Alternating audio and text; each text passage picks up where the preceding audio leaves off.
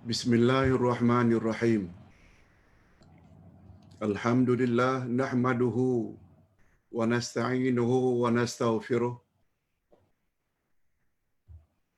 wa na'udzu billahi min shururi anfusina wa min sayyiati a'malina. May yahdihillahu fala mudilla lahu wa may yudlil fala hadiya lahu. Asyhadu an la ilaha illallah wahdahu la syarika lah wa asyhadu anna Muhammadan abduhu wa rasuluh la nabiyya ba'dah. Allahumma salli wa sallim ala nabiyyina Muhammad wa ala alihi wa sahbihi ajma'in, amma ba'd. Hadirin dan hadirat serta para pemirsa yang saya hormati, Assalamualaikum warahmatullahi wabarakatuh. Alhamdulillah, kita bersyukur kehadiran Allah Azza wa Jalla. Berkat taufiknya, kita masih lagi diberi oleh Allah peluang untuk menimba atau menambah ilmu agama. Yang pada petang ini khas kita akan membahas tentang salat Idul Fitri dan Idul Adha.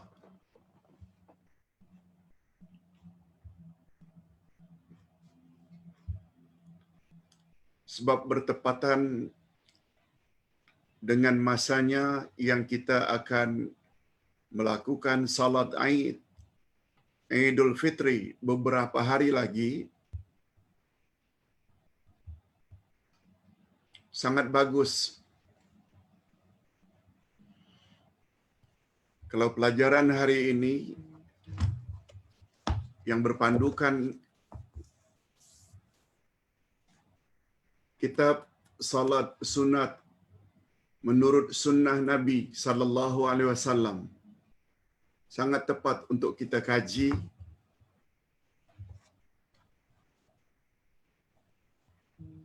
sebelum kita melakukannya pada hari Khamis nanti insya-Allah.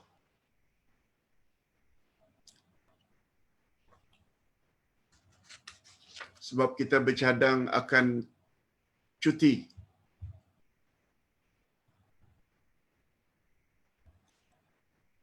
Pada hari Rabu dan Khamis, Jumaat, Sabtu.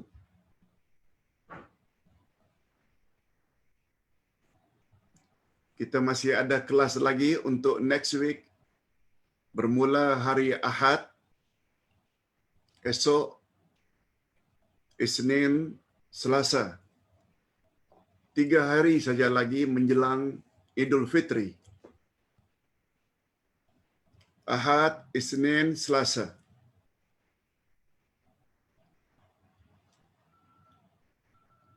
Mula Rabu, Khamis, Hari Raya, Jumaat dan Sabtu. Rabu, Khamis, Jumaat, Sabtu, 4 hari. Kita cuti Hari Raya. InsyaAllah. Kalau esok tentang akidah, hari Ahad. Kalau hari Isnin tentang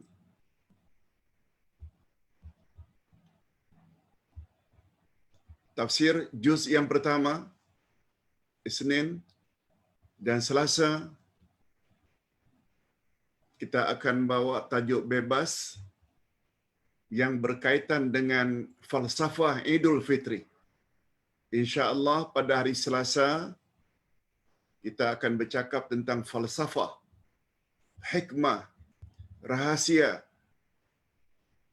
di balik Idul Fitri 1 Syawal. Nah, pada hari ini, yaitu hari Sabtu, kita akan membahas sesuai dengan nama buku,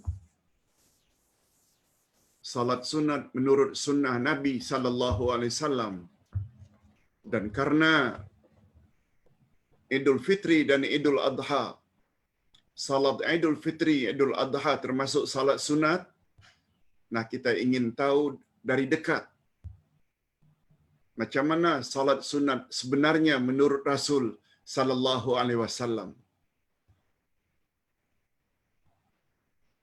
Apakah dilakukan semestinya di masjid atau di tanah lapang, atau apakah juga boleh dilakukan di rumah?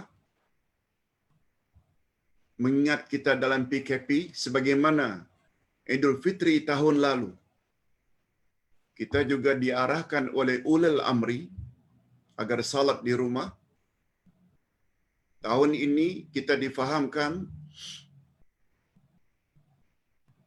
salat boleh dilakukan di masjid, tapi dalam bilangan yang terhad. Tapi di kawasan kami di sini telah diumumkan pada hari Jumaat semalam bahawa wanita tidak dibenarkan hadir. Anak-anak juga tidak dibenarkan hadir kecuali anak-anak yang sudah umurnya mengatasi 10 tahun. Lalu bagaimana kalau kita melakukan salat Aid ini di rumah? Ini yang akan kita perkatakan insya-Allah pada petang ini. Lihat muka surat 147 sampai muka surat 177. Lebih kurang 30 muka surat atau 15 lembar. Kita akan bahas secara singkat yang berkaitan dengan salat Aid.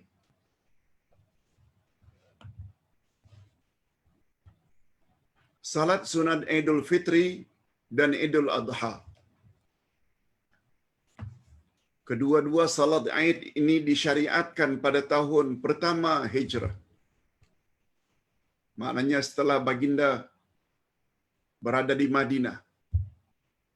Tahun pertama lagi. Bermakna salat Idul Fitri, Idul Adha tidak ada di Mekah. Ialah bagaimana tidak dilakukan secara terbuka sedangkan mereka senantiasa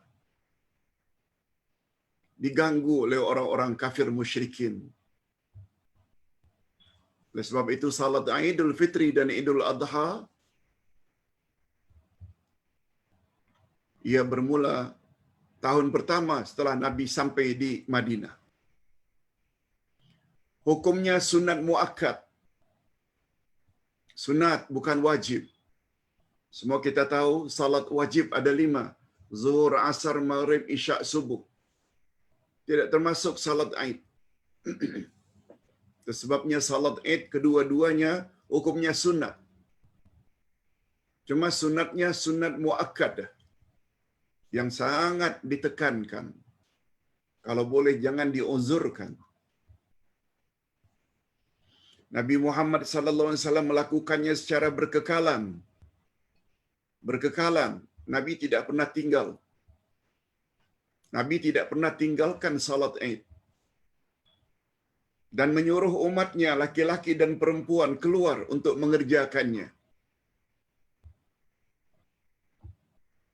Jadi salat Aid bukan hanya digalakkan kepada laki-laki, juga wanita.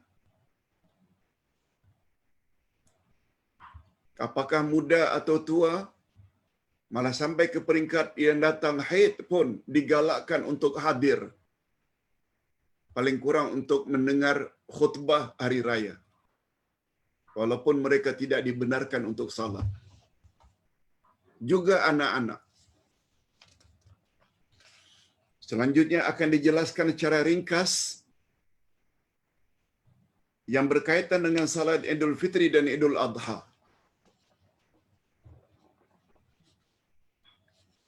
Pertama sekali yang akan kita bahas,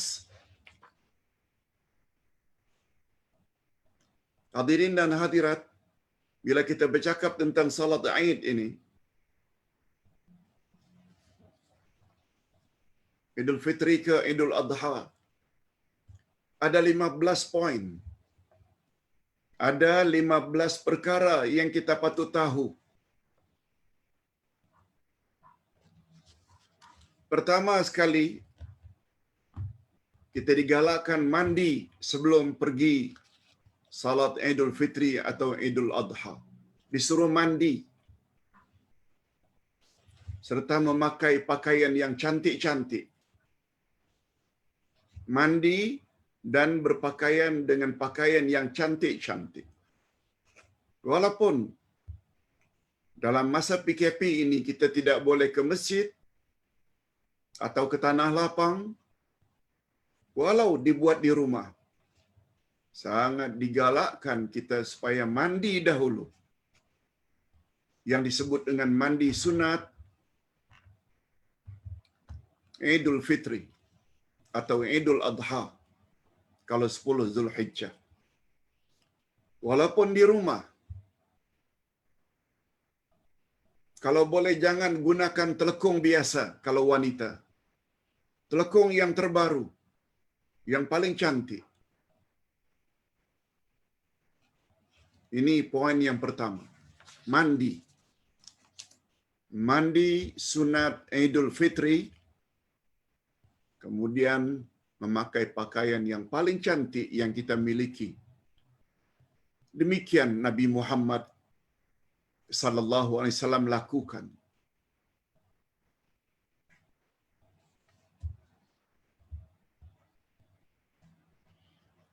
Imam Ibnul Qayyim berkata, Rasulullah sallallahu alaihi wasallam memakai pakaian yang paling cantik pada 2 hari raya, Idul Fitri dan Idul Adha. Baginda memiliki hullah. Hullah ini maknanya pakaian yang 2 lapis. Pakaian dalam juga, luar juga, itu namanya hullah yang dipakainya pada hari Jumat dan 2 hari raya. Nah, poin yang kedua. Makan sebelum pergi salat Idul Fitri. Tapi kita hendaklah berpuasa. Jangan makan dahulu. Jangan sarapan dahulu sebelum Idul Adha. Ini bezanya.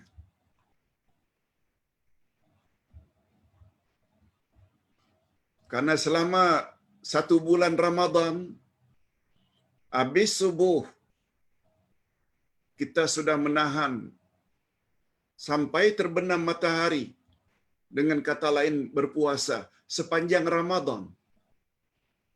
Dan untuk membezakan 1 Syawal keesokan harinya, kita digalakkan makan dulu sebelum pergi atau sebelum melakukan salat Idul Fitri. Tapi berbeza halnya. Sebab setiap pagi habis subuh kita biasanya sarapan, makan, minum. Nah, khas untuk Idul Adha, kita disunatkan untuk tidak makan apa-apa terlebih dahulu. Bukan dengan maksud berpuasa. Nah,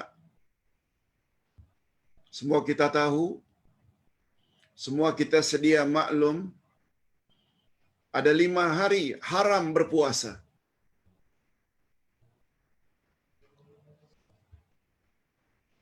Pertama, 1 Syawal Idul Fitri.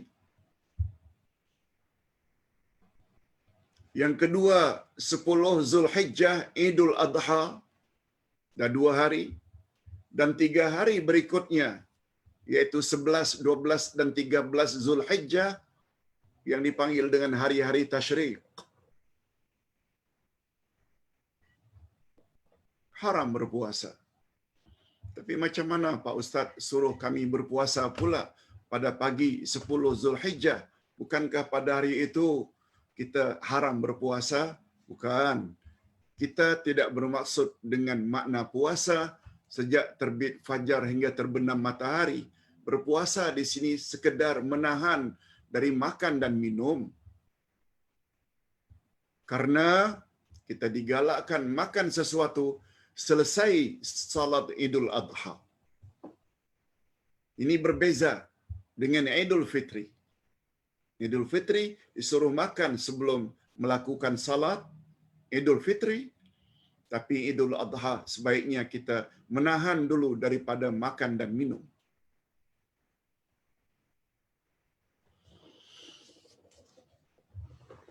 Okey, sudah dua poin. Yang ketiga, tempat salat Aid. Hadirin dan hadirat,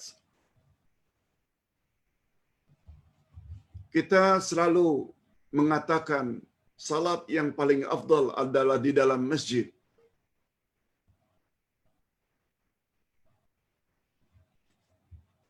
Termasuk salat-salat Idul Fitri, Idul Adha. Karena itulah pandangan Imam Asy-Syafi'i. Tapi bila kita kembali kepada salat Aid menurut Rasul sallallahu alaihi wasallam adalah di lapangan.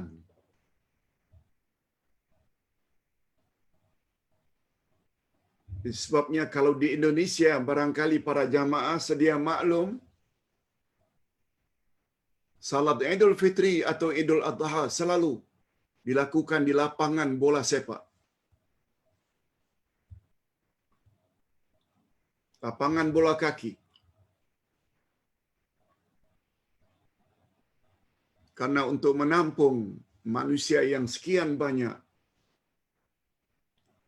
yang kehadirannya bukan hanya digalakkan untuk laki-laki, tapi juga wanita, hatta wanita yang sedang haid pun digalakkan untuk hadir untuk mendengar khutbah hari raya. Di Indonesia, sebelum COVID-19. Demikianlah amalan Nabi Muhammad sallallahu alaihi wasallam setiap salat Idul Fitri, Idul Adha, baginda tidak pernah melakukan di dalam masjid kecuali sekali. Seumur hidupnya kecuali sekali, itu pun karena pada hari itu hari hujan. Nabi buat dalam masjid.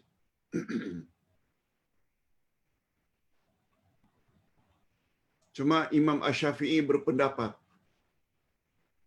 andai kata masjid itu luas, dapat menampung orang ramai, sebaiknya di masjid.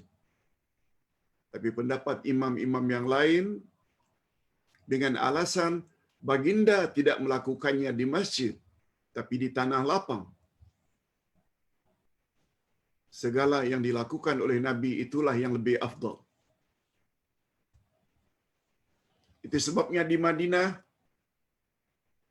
barangkali kita pernah dengar nama Masjid Ghamamah. Masjid Ghamamah di Madinah. Dekat dengan Masjid Sayyidina Ali. Tidak jauh dari Masjid Nabawi. Lebih kurang 1 atau 2 kilometer saja dari Masjid Nabawi, ada namanya Masjid Ghamamah.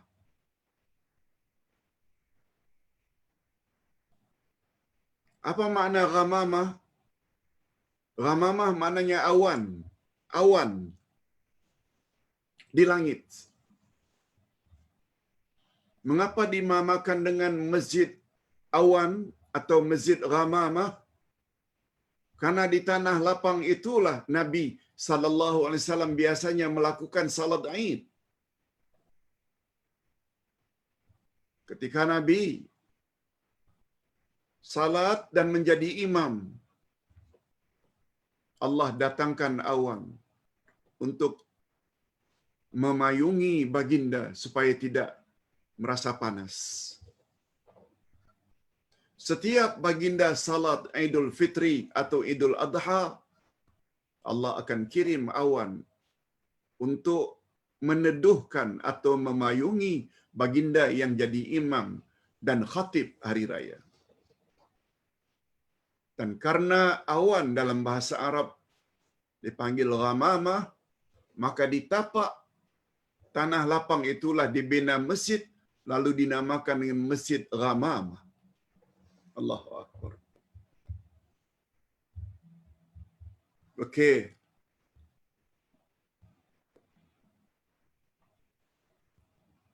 Itu yang Ustaz katakan, salat Aid tak semestinya di masjid. Tak mestinya di tanah lapang.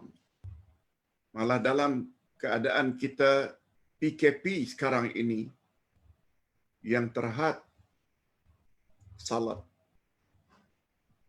di masjid, kecuali hanya laki-laki, wanita tidak digalakkan. Begitu juga anak-anak di bawah umur. Sebenarnya tidak ada masalah bila kita buat di rumah. Tidak ada masalah. Macam mana caranya, nanti kita akan jelaskan. Itu tentang tempat salat Aid.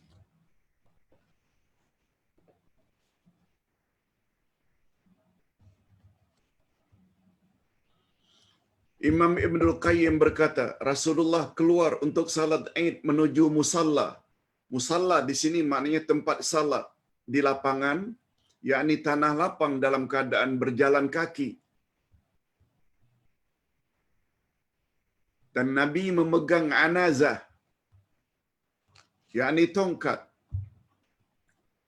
Setibanya di tempat itu, Nabi akan memacakkan tongkatnya untuk dijadikan sutra. Sutra maknanya pembatas di bahagian hadapan. Yang antara orang yang salat dengan sutra tak boleh dilalui. Itu gunanya sutra. Mana-mana orang yang akan lalu, hendaklah lalu di luar sutra.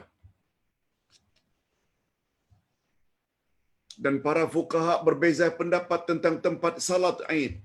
Apakah di musalla, tanah lapang atau di dalam masjid? Sebagaimana yang Ustaz sebutkan tadi. Menurut Imam Asy-Syafi'i, jika masjid itu luas, maka di dalam masjid lebih afdal. Karena namanya masjid.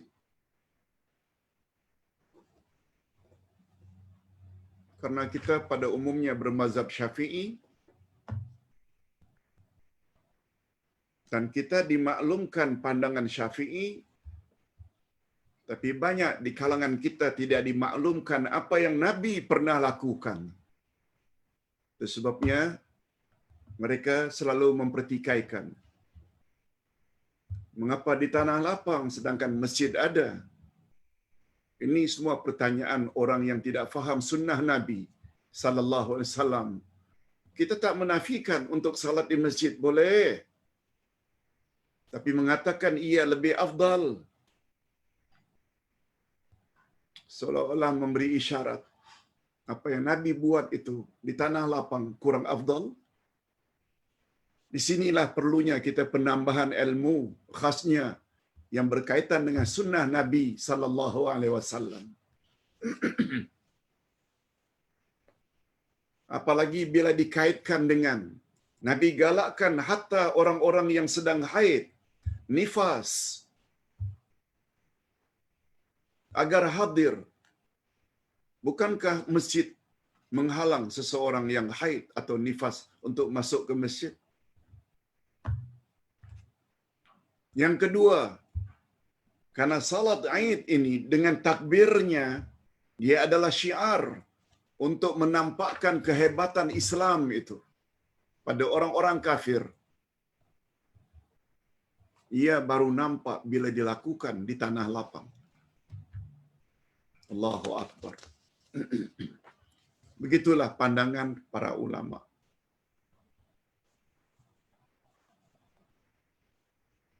Oleh sebab itu, terhadap dua pandangan tadi, tetap ada yang mengatakan di masjid, sedangkan ulama yang lain mengatakan sebaiknya di tanah lapang. Kita hari ini dalam keadaan PKP, di masjid tak boleh, di tanah lapang pun tak boleh. Nah, kalau begitu di mana Ustaz? Di rumah saja. Yang keempat, maaf, ini ada 15, Ustaz terpaksa ringkas-ringkaskan. Ada 15 poin yang kita hendak bahas sempena Idul Fitri, Idul Adha. Walaupun ringkas, Ustaz kira tak ada masalah. Sebab semua kita punya buku ini. Kita boleh baca. Poin yang keempat adalah penyertaan wanita dan kanak-kanak ke musalla. Nah, ini dia poin yang baru kita sebut. Mengapa musalla, tanah lapang? Kita hari ini selalu gunakan istilah musalla itu dengan makna surau. Tapi dalam bahasa Arab sebenarnya musalla, salla yusalli, musalla, maknanya tempat salat. Di tanah lapang, itu musalla. Sebab dalam bahasa Arab,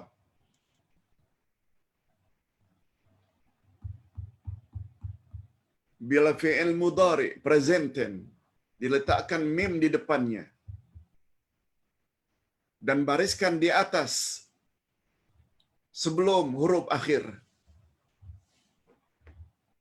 maka dia membawa makna tempat. Ta'ama yata'amu, makan, mat'am, tempat makan, mat'am, dari kata ta'ama yata'amu. La'iba yal'abu, bermain, mal'ab, lapangan untuk bermain. Hasyara yahsyuru, berhimpun, mahsyar, tempat berhimpun, yaitu padang mahsyar.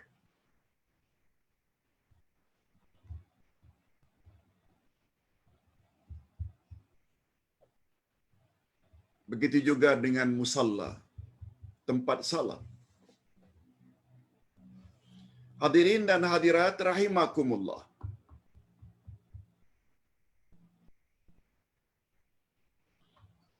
Rasulullah sallallahu alaihi wasallam bersabda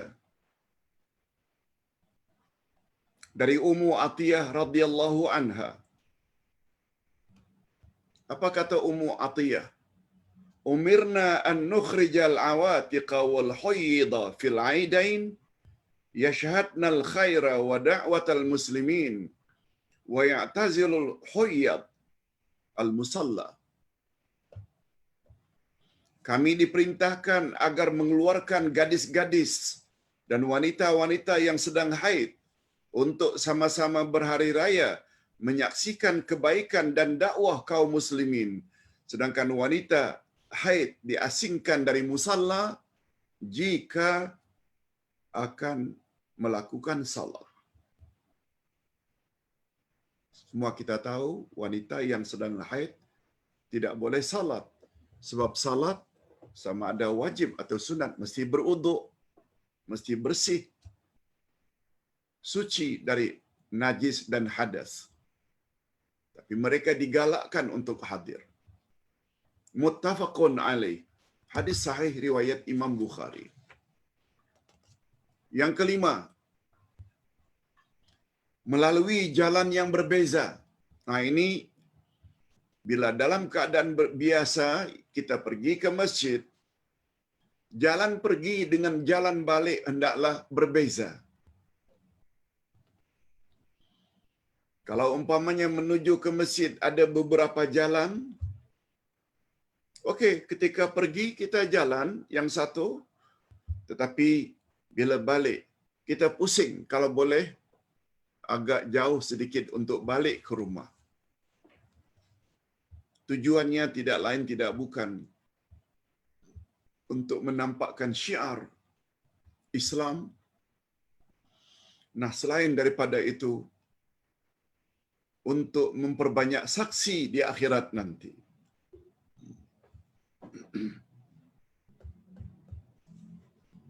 Itu sebabnya Ustaz ditanya, kalau tak salah semalam, bolehkah Pak Ustaz kita bila melakukan salat sunat, kita berpindah-pindah? Ustaz jawab, berdasarkan surat Zalzalah, Allah berfirman, A'udzu billahi minasyaitonir rajim. Yauma idzin tuhadditsu akhbaraha. Pada hari berhisab nanti, bumi akan menceritakan perkhabarannya. Yauma idzin tuhadditsu akhbaraha. Pada hari berhisab nanti, bumi akan menceritakan perkhabarannya. Ketika Nabi ditanya, "Ya Rasulullah, apa maknanya bumi akan menceritakan perkhabarannya? Bumi boleh bercakap ke?"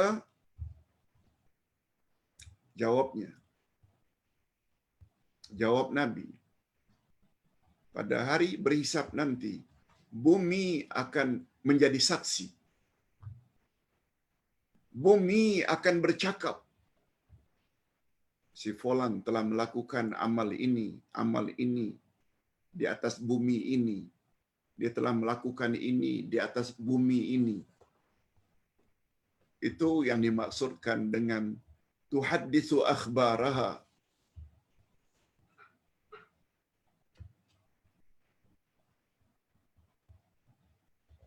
Oleh sebab itu para ulama fiqh menggalakkan, hendaklah kita berdiri untuk salat fardu dengan salat sunat qabliyah ke atau ba'diyah berbeza tempat. Jangan pada satu tempat saja. Tujuannya untuk memperbanyak saksi. Salat sunat qabliyah lain, salat wajib lain, salat ba'diyah juga lain. Cuma Ustaz ingatkan semalam,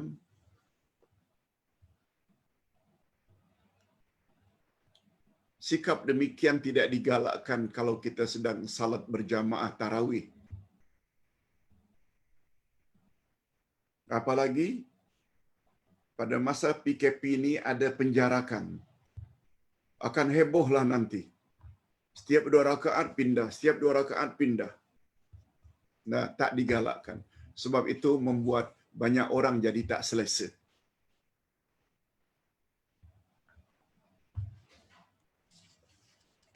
Itu tentang poin yang kelima. Jadi hal ini tak timbul bila kita dalam PKP salat di rumah. Poin ini tak timbul. Yang keenam, waktu salat Aid. Waktu salat Aid. Bila timingnya, bila masanya. Okey. Waktu salat bagi kedua-dua Aid adalah bermula sejak matahari naik sekitar 3 meter. Bermula pada waktu duha, ketika matahari tingginya sepenggalahan. Madah ada yang mengatakan 2 meter, 3 meter. Cuma Ustaz ingin jelaskan di sini secara singkat. Salat Idul Fitri hendaklah dilambatkan sedikit bila dibandingkan dengan masa untuk salat Idul Adha. Begitu sunnah Nabi sallallahu alaihi wasallam yang hikmahnya. Nah, kalau ditanya apa rahasia di balik melambatkan salat Aid Idul Fitri? Karena ingin memberi peluang bagi orang yang belum membayar zakat fitrah supaya mereka segera melakukan zakat fitrah.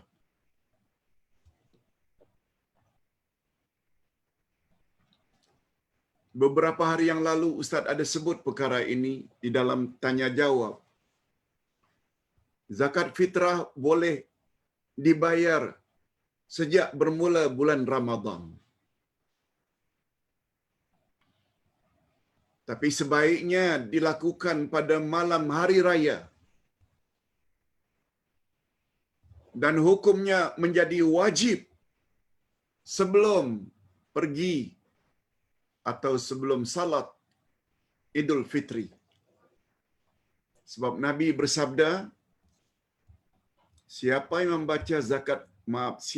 yang membayar zakat fitrah Sesudah salat Idul Fitri, maka nilai zakat fitrah itu hanya seperti sedekah biasa, tidak memenuhi kewajiban. Sedangkan zakat fitrah itu wajib, fardu ain. Jadi nilainya menjadi hanya sedekah sunat biasa bila dilakukan setelah selesai salat Idul Fitri. Itu sebabnya salat Idul Fitri digalakkan delay sedikit, lambat sedikit. Ini berbeza dengan salat Idul Adha. Apa rahasia Pak Ustaz salat Idul Adha supaya dipercepat lebih awal?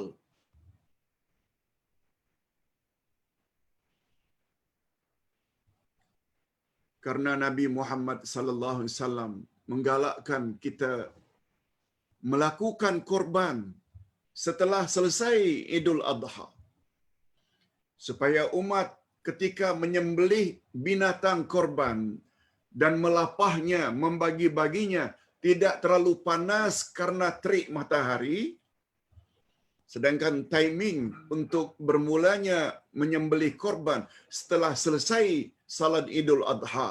Oleh sebab itu, memang sebaiknya Idul Adha dipercepat. Taruhlah, kalau Idul Fitri boleh kita lakukan 8.30 atau jam 9. Tapi Idul Adha sebaiknya jam 8. Begitu gambarannya dan hikmah mengapa yang satu disunatkan agar ditangguh sedikit lewat, sedangkan Idul Adha pula dipercepat. Nah, yang ketujuh, azan dan iqamah untuk salat Aid. Yang ini senang saja. Tidak azan, tidak ada qamat. Malah kata para ulama, juga tidak ada laungan Bilal. As-salatul jami'ah. Marilah kita salat berjamaah. Juga tidak pernah datang dari Nabi sallallahu alaihi wasallam. Abdullah bin Abbas dan Jabir radhiyallahu anhuma berkata, lam yakun yu'adzanu yaumal fitri wala yaumal adha. Salat Idul Fitri dan Idul Adha tidak pernah diawali dengan azan. Muttafaqun alaih. Hadis sahih riwayat Bukhari dan Muslim. Juga tidak ada laungan.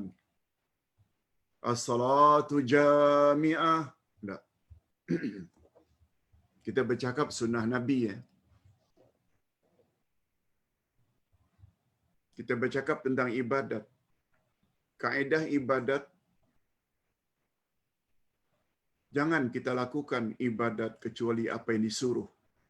Nah sekarang Nabi tak suruh. Azan tidak, qamat tidak, ucapan as-salatu jami'ah juga tidak datang dari Nabi sallallahu alaihi wasallam. Nah sekarang bab yang ke-8, poin yang ke-8, takbir dalam salat Aid. Sebagaimana kita sama-sama maklum, takbir dalam salat pada asalnya ada 2.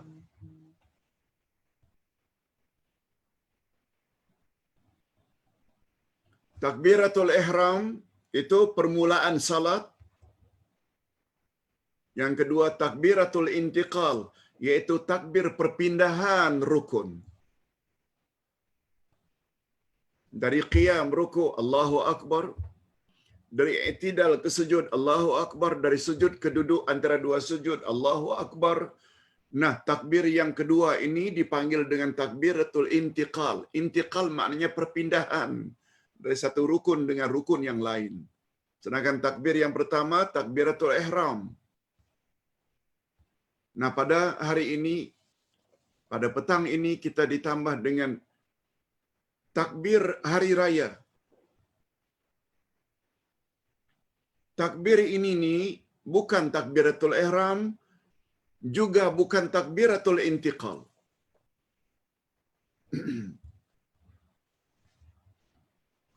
Yaitu takbir yang hendaklah kita baca setelah takbiratul ihram.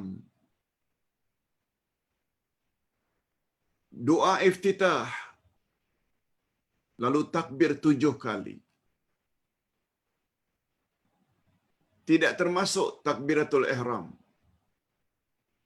Kemudian kita baru baca surat Al-Fatihah. Baca surah-surah lazim. Kemudian baru takbiratul intiqal untuk rukuk. I'tidal sujud 2 kali. Kemudian naik takbiratul intiqal Allahu Akbar. Diikuti dengan 5 kali takbir. Selain takbiratul intiqal. Kalau rakaat pertama tadi, 7 kali takbir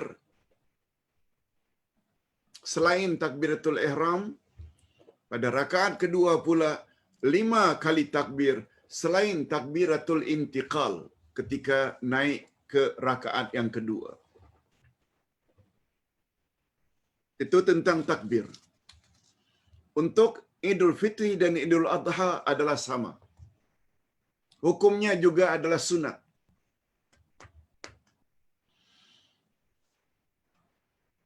Hadirin dan hadirat rahimakumullah.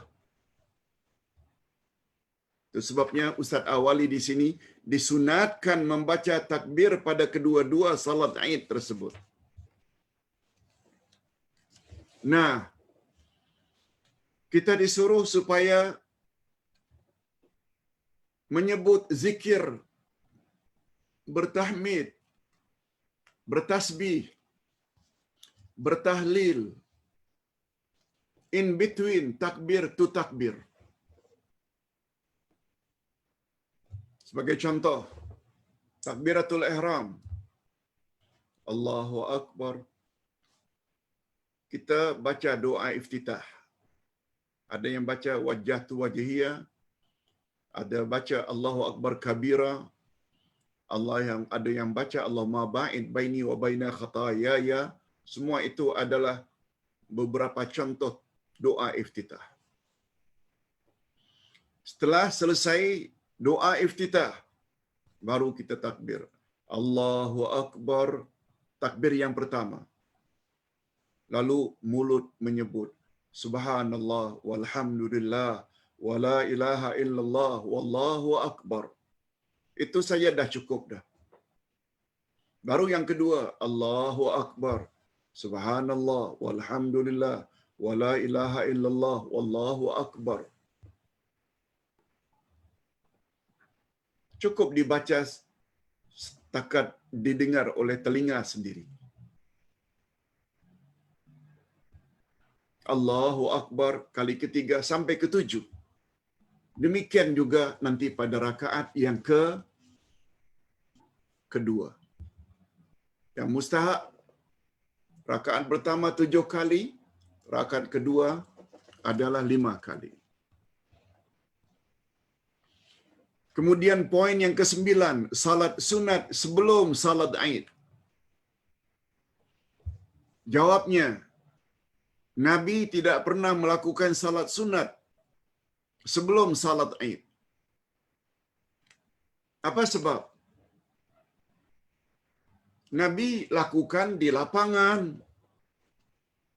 Tapi kata para ulama, tidak salah kita melakukan salat sunat 2 rakaat sebelum salat Aid apabila salat Aid itu dilakukan di dalam masjid atau di dalam surau.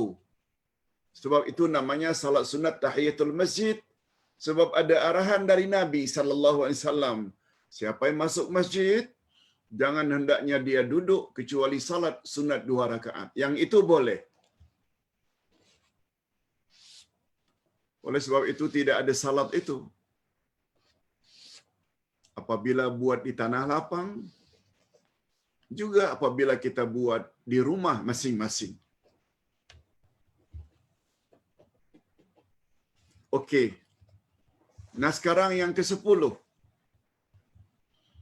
Jika luput salat Id berjamaah, macam mana? Kalau luput atas sebab-sebab tertentu, salat salat Id dihukumkan sah dilakukan oleh lelaki, dilakukan oleh wanita, kanak-kanak, musafir atau mukim tidak musafir, sama ada dilakukan salat Id itu secara berjamaah atau secara sendiri-sendiri, sama ada di rumah atau di masjid atau di musalla. Nah, disebut di sini walau di rumah. Jadi jangan kita terlalu pertikaikan. Apalah pemerintah ini, tak salat Id pun tak boleh di masjid. Pemerintah atau ulil amri dan para ulama, mereka adalah pihak yang wajib dipatuhi selagi ianya tidak bercanggah dengan kehendak Allah dan Rasul. Apalagi salat ini hanya salat sunat. Mudaratnya lebih besar bila kita bergaul dan crowd. Lakukan di rumah. No problem. Jangan kita pertikaikan. Sah salat kita. Apabila kita luput salat di satu tempat, kita boleh salat sendirian. Malah salat Id juga boleh diqada. Ini dia poin yang ke-11. Qada salat Id. Jika umat Islam tidak mengetahui kedatangan Idul Fitri, lalu mereka tetap berpuasa Ramadan karena tak tahu hari itu Idul Fitri, kemudian kepada mereka dimaklumkan pada petangnya, maka hendaklah dia mengqadakkan salat Id pada keesokan harinya. Sampai begitu maknanya galakan salat Id. Barangkali kita katakan, takkan tak tahu Ustaz. Jadi kita bercakap di zaman IT. Di zaman moden. Ada radio, ada televisyen, ada handphone. Kita dapat tahu apa yang berlaku. Hatta di Arab Saudi. Serta-merta hari ini kita tahu. Karena komunikasi yang sangat canggih. Bayangkan di zaman Nabi, elektrik saja tak ada. Mereka duduk di kampung-kampung, tidak ada telefon. Ada kemungkinan tak yang mereka berpuasa pada satu hari bulan Syawal? Sebelah petang baru dapat tahu, sebenarnya hari ini sudah hari raya. Mereka tak berdosa karena tak tahu. Walaupun kita tadi ada sebut satu Syawal, hari raya Idul Fitri, haram berpuasa. Nah, macam mana dengan salat Aid mereka? Sebab pagi dah berlalu, mereka qada keesokan harinya. Karena Idul Fitri adalah sunnah muakkadah. Sunat yang sangat digalakkan. Qada keesokan harinya. Yang ke-12, khutbah Aid. Nah, ini masalah bagi yang salat di rumah. Khutbah setelah salat Aid hukumnya sunat. Sunat bukan rukun sebagaimana dalam salat Jumat. Oleh sebab itu, khutbah salat Jumat dengan khutbah hari raya beza. Pertama, dari segi hukum, tidak sah salat Jumat kalau tidak ada khutbah. Tapi masih sah salat Idul Adha dan Idul Fitri tanpa khutbah. Sebab dia hanya sunat. Perbezaan kedua, pada salat Jumat, khutbah Jumat dahulu, baru salat Jumat kemudiannya.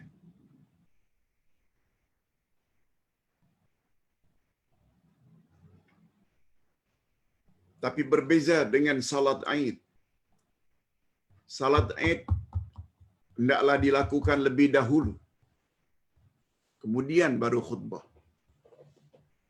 Ada dua. Satu lagi, perbezaan yang ketiga, kalau salat atau khutbah Jumaat mesti ada dua khutbah. Khutbah untuk Id, para ulama berbeza pendapat.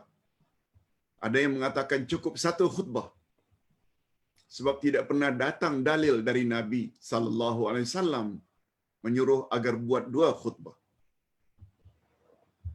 Oleh sebab itu, apabila suami kita yang mengimami kita salat Idul Fitri di rumah, salat dulu, setelah salat 2 rakaat, suami pun menghadap ke arah keluarganya, isteri, anak-anak, cucu-cucu. Lalu dia beri nasihat. Diawali dululah dengan takbir sebaiknya. Takbir sebaiknya. Ada yang mengatakan takbir 9 kali. Pada khutbah yang pertama, kalau ingin membuat 2 khutbah, dan 7 kali pada khutbah yang kedua.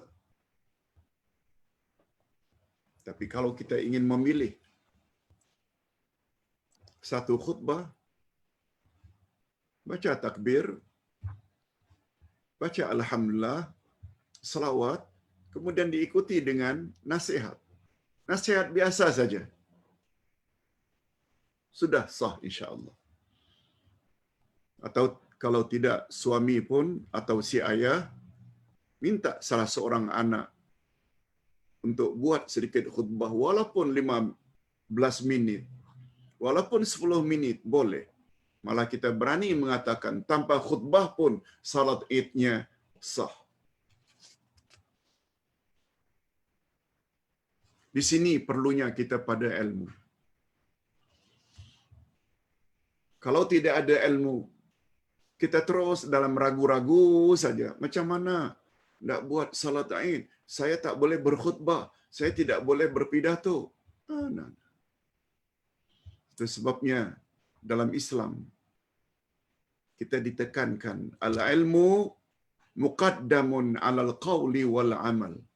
Ilmu hendaklah didahulukan daripada bercakap dan beramal. Ilmu dulu.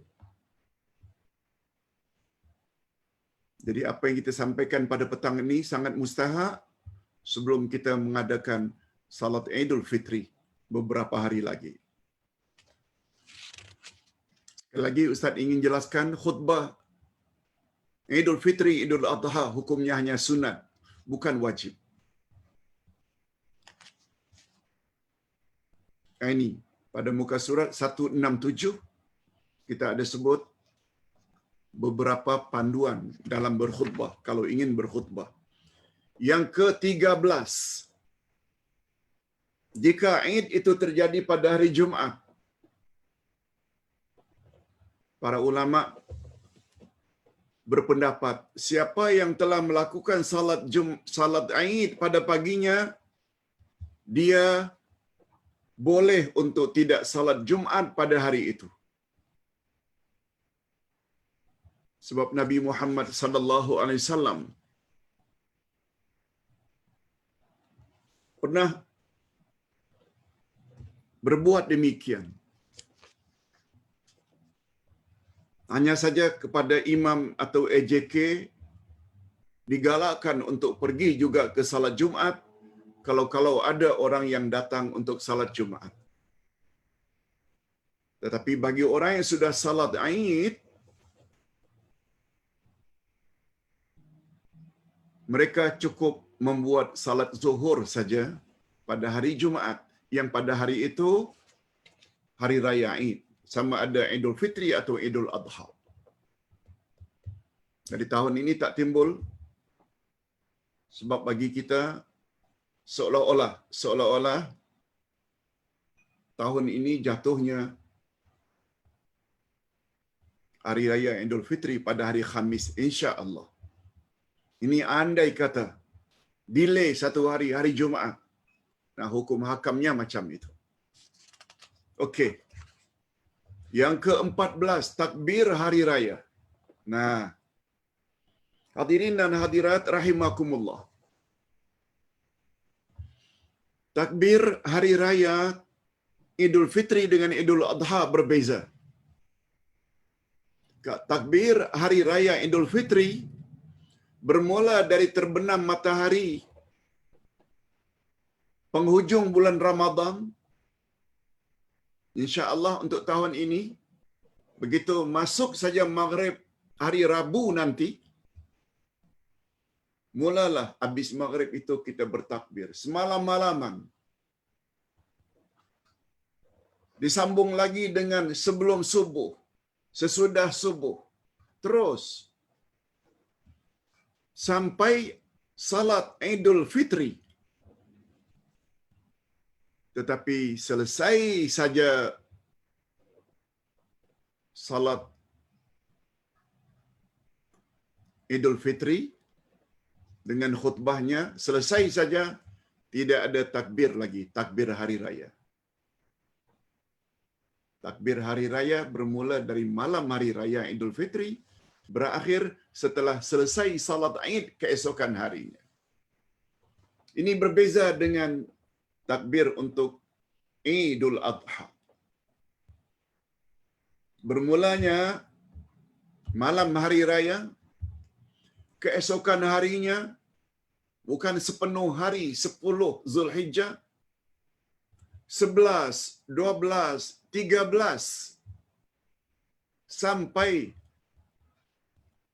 salat asar hari terakhir hari Tasyrik 13 hari bulan Zulhijjah, baru berakhirlah takbir hari raya Idul Adha. Ini perbezaannya. Nah, yang terakhir, yang ke-15, sempat kita tamatkan 15 poin. Apa dia Pak Ustaz? Yang ke-15, tahniah hari raya. Apakah kita ucap selamat hari raya bahasa kita? Apakah kita sebut kullu amin wa antum bi khair? Setiap tahun hendaknya kamu dalam keadaan baik-baik saja. Ini ucapan yang popular di kalangan masyarakat Timur Tengah. Atau yang terkenal juga di Nusantara, minal aidina wal faizin. Itu selalu kita dengar. Yang nanti kita akan ulas istilah ini pada hari Selasa nanti, falsafah Idul Fitri. Tidak datang dari Nabi sallallahu alaihi wasallam istilah-istilah itu. Kullu amin wa antum bi khair, minal aidin wal faizin. Apalagi selamat hari raya. Selamat hari raya bahasa Melayu. Nabi tentu tidak akan pakai. Nah, kalau begitu Ustaz, tidak menandakan rasa gembira, kita tidak ucap kepada kawan kita dalam bentuk apa? Ini dia. Umat Islam disunatkan saling mengucapkan tahniah antara satu dengan yang lain. Dan ucapan yang paling baik dalam hal ini dia. Taqabbalallahu minna wa minkum. Taqabbalallahu minna wa minkum. Semoga Allah menerima amalan kami dan amal kamu. Ada yang menambah salihal a'mal. Semoga Allah terima amal saleh kami dan amal saleh kamu. Tapi yang datang dari Nabi ini dia. Ini sesuai dengan riwayat daripada Jubair bin Nafir radhiyallahu anhuma. Katanya, kana ashabu Rasulillah sallallahu alaihi wasallam idzal taqaw yaumal 'id yaqulu ba'dhum li ba'din taqabbalallahu minna wa mink. Wa minka boleh, wa minkum boleh kalau mereka itu ramai. Adalah para sahabat Rasulullah sallallahu alaihi wasallam jika mereka bertemu pada hari raya, maka mereka saling mengucapkan taqabbalallahu minna wa mink. Semoga Allah menerima amalan kami dan amalan kamu. Kata Al-Hafiz, sanadnya baik. Maknanya kuat bacaan ini. Mari kita biasakan untuk mengucapkan ucapan yang sunnah Nabi sallallahu alaihi wasallam ini. Taqabbalallahu minna wa minkum. Boleh?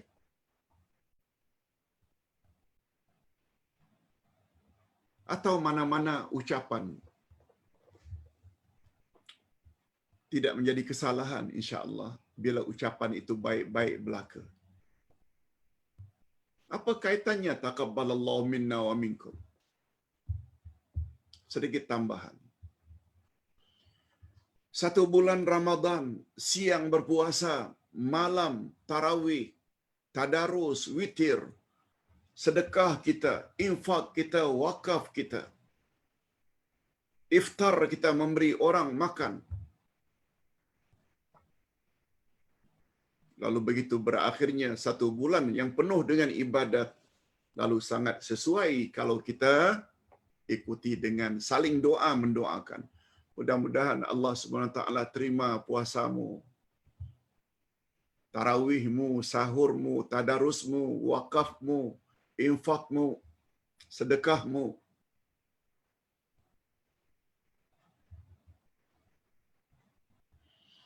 Nah, bila orang cakap macam ini pada kita, apa yang patut kita balas? Kita boleh balas dengan ucapan yang sama. Sebab tadi disebut yaqulu ba'duhum li ba'din. Berkata seorang sahabat kepada sahabat yang lain. Maknanya taqabbalallahu minna wa minkum, yang menjawab juga taqabbalallahu minna wa minkum, tidak ada salah. Ada pula yang menyingkatkan dengan hana minna wa minkum. Wallahu a'lam. Semuanya boleh belaka. Mari kita tutup ceramah petang kita ini dengan doa.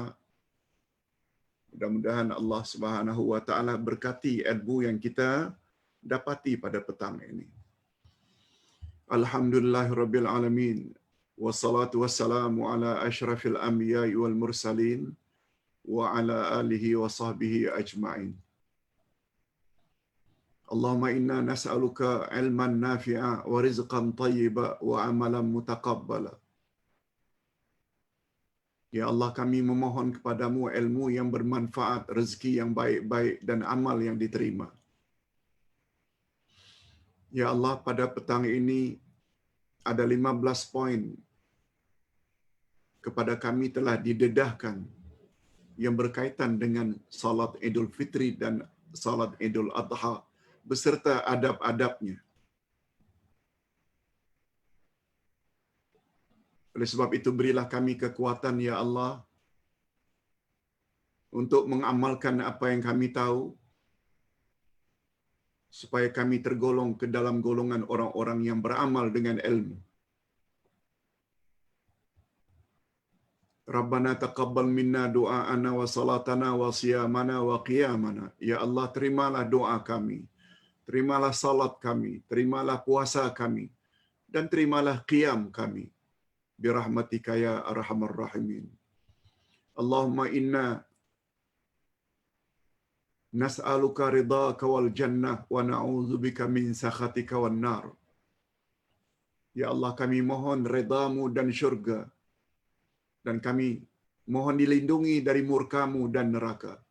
Allahumma ja'alna min utaqaika minan nar. Allahumma ja'alna min utaqaika minan nar. Allahumma ja'alna min utaqaika minan nar. Ya Allah, masukkanlah kami ke dalam golongan orang-orang yang Engkau akan bebaskan daripada api neraka. Allahumma in kunta katabtana ashqiya famhuna waktubna su'ada.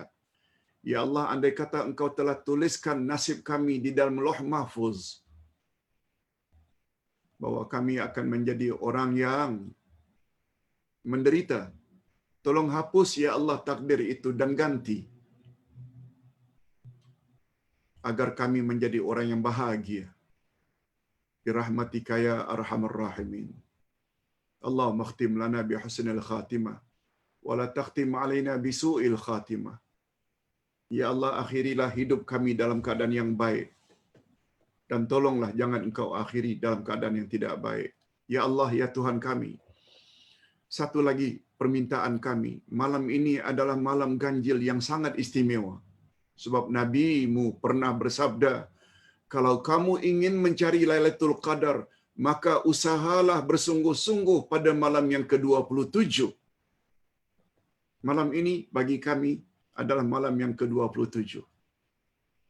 Oleh sebab itu, berilah kami kekuatan, ya Allah, untuk mempertingkat amal ibadat kami di malam ini, sehingga kami layak mendapat Lailatul Qadar. Allahumma ja'alna min ibadikal muwaffaqina bi Lailatul Qadar. Ya Allah, masukkanlah kami ke dalam golongan orang-orang yang mendapat Lailatul Qadar.